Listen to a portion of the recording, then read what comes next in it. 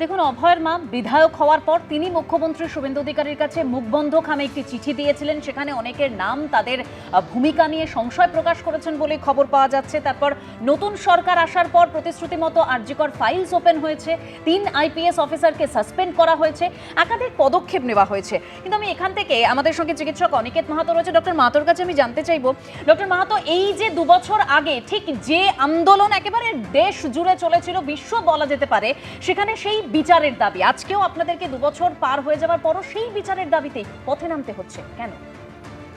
পথে নামতে হচ্ছে এই জন্য, যেটা আমরা মনে করি শুরুর দিন থেকে যে কথা বলেছি, একাধিক ব্যক্তি এই ঘটনায় জড়িত।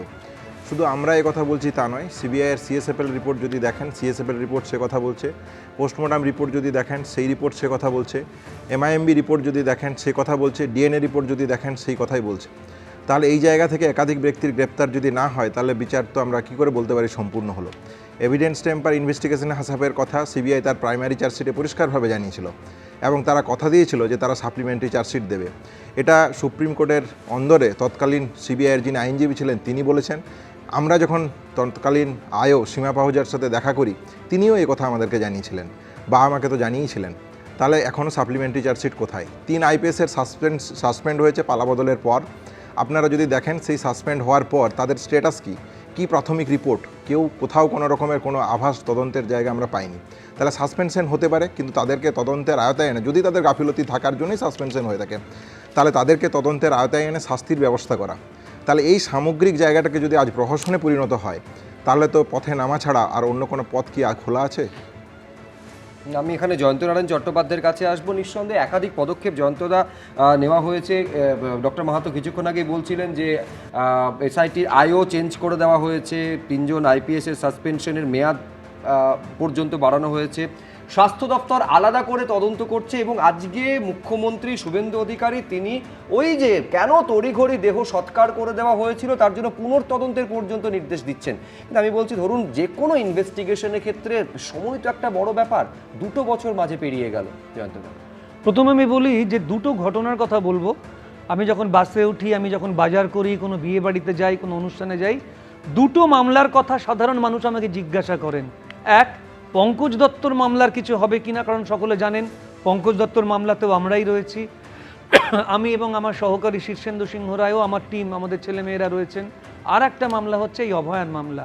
আজকে 2 বছর পূর্তির দিনে আমার স্বীকার করতে কোনো দ্বিধা নেই যে অভয়া মারা যাবার পর আমি এবং শীর্ষেন্দু, আমি আমাদের একজন ডাক্তার বন্ধু ডক্টর তাপস প্রামাণিক, তার সঙ্গে আমরা গেছিলাম অভয়ার বাড়িতে এবং তখন আমরা বলেছিলাম এইভাবে এগোনো উচিত। যাই হোক, তখন তো বড় বড় আইনজীবীরা ছিলেন। অবশেষে এই মামলাতে আমরা ঢুকে এবং আমরা মামলাটা করছি। কোর্টে কি হচ্ছে এই সাবজুডিস ম্যাটারটা আমি ঢুকবো না। কোর্টের কাছে আমি প্রতিশ্রুতিবদ্ধ, আমি নির্দিষ্ট করে কোর্টের কথা বলবো না, যদিও কোর্টে প্রচুর মানুষ ছিলেন, সাংবাদিকরা ছিলেন, তারা নিশ্চয়ই খবরের কাগজে সব দিচ্ছেন। এবং আমি এ কথাও বারবার বলছি যে অভয়া কিন্তু শুধু অভয়ার মা বাবার সন্তান ছিলেন না, সারা পৃথিবীতে যেখানে যত বাঙালি আছেন তাদের সন্তান ছিলেন। আপনাদের মনে আছে যে এই আন্দোলন কিন্তু শুধু কলকাতা কেন্দ্রিক আন্দোলন ছিল না, Canada, new jersey, London, Paris, সর্বত্র কিন্তু বিক্ষোভ প্রদর্শন হয়েছিল। কেউ গান গেয়েছিলেন, কেউ আবৃত্তি করেছিলেন, সেগুলো সব ইউটিউবে ভিডিওতে রয়েছে। এবারে আমি বলি, হ্যাঁ তোমার কথা পাওয়া সম্ভব, অপরাধীকে ধরা সম্ভব? উত্তর হলো হ্যাঁ, এখনও সম্ভব। যে কথা একটু আগে মাননীয় মন্ত্রী তিনিও বললেন যে কাদের সঙ্গে তাকে শেষ দেখা গেছে, আমাদের এই আইনি পরিভাষায় বলি লাস্ট সিন টুগেদার থিওরি, কাদের সঙ্গে তিনি শেষ খাওয়াটা খেয়েছিলেন, তাদের কি সিবিআই জিজ্ঞাসা করতে পারতো না?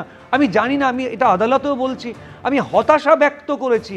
যদি সিবিআই সঠিক তদন্ত না করে তাহলে আমরা কোথায় যাব? আমি ঠিক এভাবে বলেছি, তাহলে কি আমরা আবার সিআইডির কাছে যাব? এ কথাটা ব্যঙ্গাত্মক ছিল।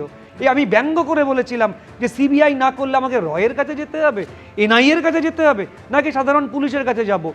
আমি তোমাকে বলি যে 3 জনকে সাসপেন্ড করেছেন, সেটা প্রশাসনিক সিদ্ধান্ত ছিল, কিন্তু আদালত কড়া ভর্ৎসনা করছেন বারবার।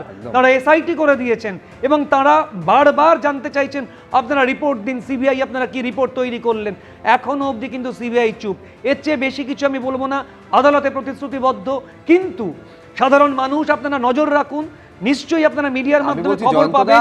নিশ্চয়ই অপরাধীর মধ্যে যেটা প্রশ্ন, এটা আদালতের মহামান্য বিচারপতির পর্যবেক্ষণে বারবার উঠে এসেছে যে আর কতদিন অপেক্ষা করতে হবে সুবিচারের জন্য। একদম, শুধু তাই নয়, শুধু আর কতদিন অপেক্ষা করতে হবে তাই নয়, মহামান্য আদালত একটা চক আউট করে দিচ্ছেন একটা স্ট্র্যাটেজি। সিবিআইকে তারা বলে দিচ্ছেন তোমরা এভাবে এগো, ঘটনার আগে থেকে দাহ করা অবধি সঠিক পুঙ্খানুপুঙ্খ তদন্ত করো। আমি তোমাকে একটা কথা বলি, আমরা একটা সিসিটিভি ফুটেজ আমরা আদালতেও জমা দিয়েছি, 60 জনকে খালি গায়ে দেখা যাচ্ছে, তারা ওই ফ্লোরে ঘোরাফেরা করছে। তারা কারা ছিল এটা সিবিআই দেখবে না? শুধু তাই নয়, বারবার বলছেন যারা প্রত্যক্ষদর্শী যে বডিটা অন্য জায়গা থেকে নামানো হয়েছিল, অর্থাৎ ওটা প্রপার প্লেস অফ অকারেন্স ছিল না। শুধু তাই নয়, ঘটনাস্থল ভাঙা হলো। এসব সত্ত্বেও বাংলার মানুষ দেখছে, সারা পৃথিবীর মানুষ দেখছে যে একটি বাঙালি তরুণী, একজন ডাক্তার একটা হাসপাতালের মধ্যে নিষ্ঠুর আক্রমণে মারা গেছেন। বাঙালিকে একটা জাস্টিস পাবে না? আজকে বাঙালিকে 2 বছর অপেক্ষা করতে হবে, তাদের প্রতি কি অবরোধ বিক্ষোভ দেখাতে হবে? সিবিআই তাহলে কিসের জন্য আছে? দেখুন, সবসময় আমরা সিবিআই মামলায় চাই ঠিকই, কিন্তু সিবিআই সবসময় ভালো কাজ করে এটাও তো বলতে পারি না। আজকে এই মামলাটা তো তার প্রমাণ। সিবিআই কেন কিছু করছে না? মহামান্য আদালত সুন্দর করে পথ নির্দেশ করে দিচ্ছেন, তা সত্ত্বেও কেন এগোচ্ছে না জানি না। তবে তোমার প্রশ্নের উত্তর হলো হ্যাঁ, এখনো অপরাধীদের ধরা সম্ভব, কারণ সায়েন্টিফিক এভিডেন্স তা কিন্তু ছাপ ছেড়ে যায়। এখনো সায়েন্টিফিক এভিডেন্সের ওপরে আমাদের ভরসা রয়েছে। এবিপি আনন্দ, এগিয়ে থাকে, এগিয়ে রাখে।